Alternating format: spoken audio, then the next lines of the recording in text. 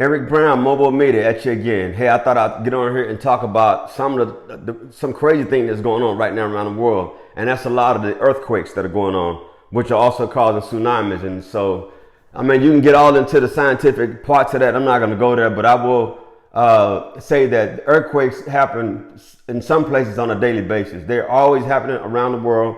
It is nothing new.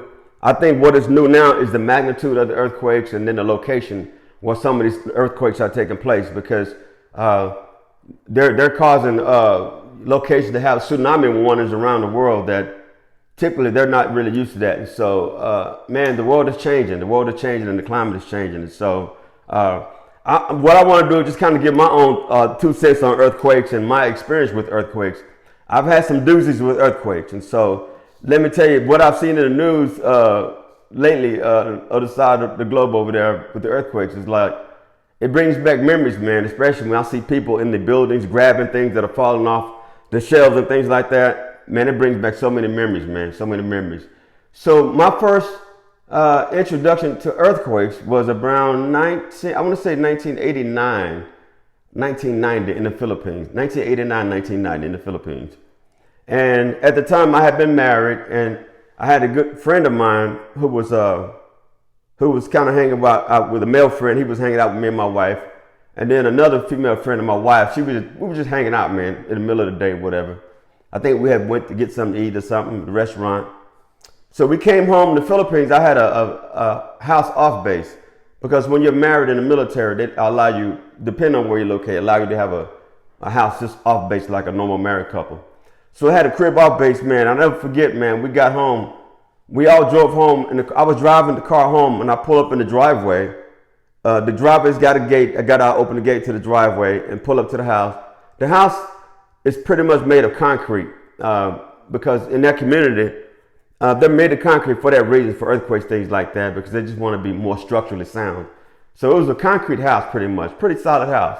But as you pull up to the driveway, the front of the car actually, it pulls. You can pull right up through the damn wall if you want to, but you stop obviously about 1.5 feet or so away from the wall and park and get out. There's a door there, right?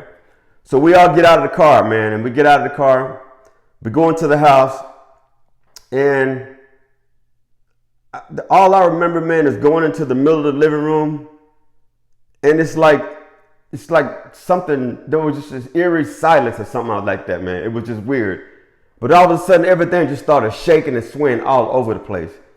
All over the place. Remember, I had never experienced anything like this before in my life. I don't know what's going on, but natural instinct caused me, my wife, and my friends, and all of us, it caused us to grab things that sounded like they were about to shatter like glass. For some reason, we were trying to, stop like nice cabinets and things we had from shattering and things like that. So everybody was doing their part to hold on to something, man, trying to hold it just so it won't get destroyed. And I'll never forget, man, the car outside, the sound you hear outside on the wall was this: bam, bam, bam, bam. And what it was with the earthquake, it was the car just constantly hitting the wall of the house, just like that. Bam, bam, bam. And just doing damage to the wall, man.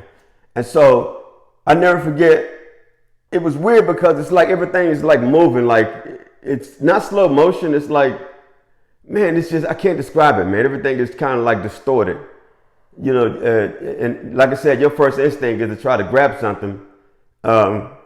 If it wasn't for that, if it wasn't grabbing something, our first instinct would probably be to, I don't know, get down low or something. I don't know what you do in the earthquake.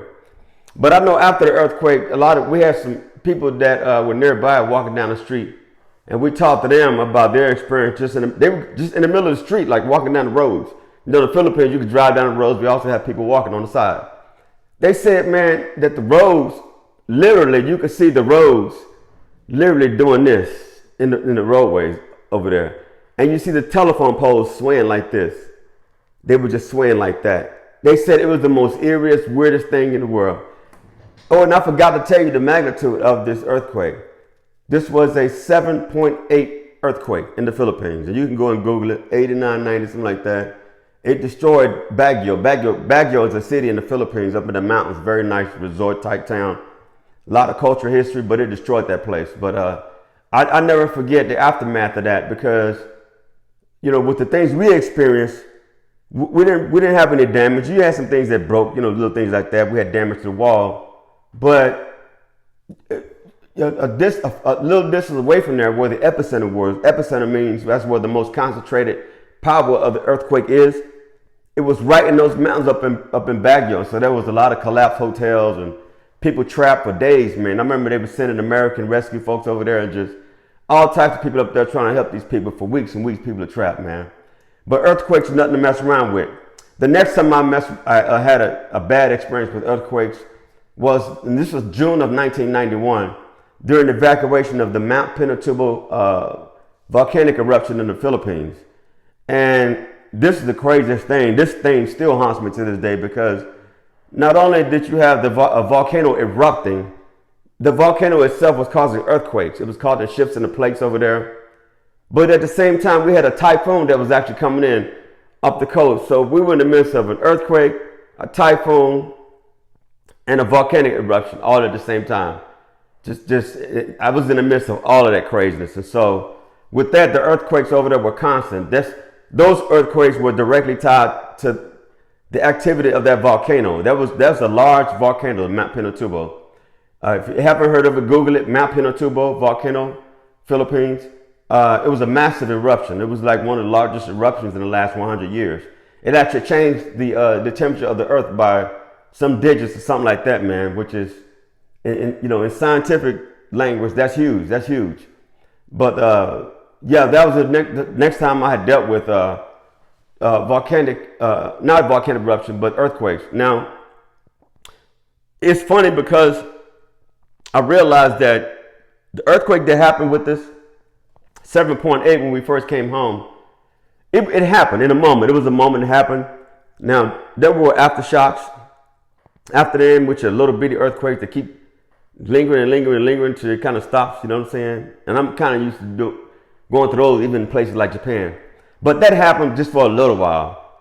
But imagine what we had to go through in the Philippines when the volcano erupted, and it did a number on the tectonic plates, and it was constant daily. Just imagine constant daily earthquakes, constant.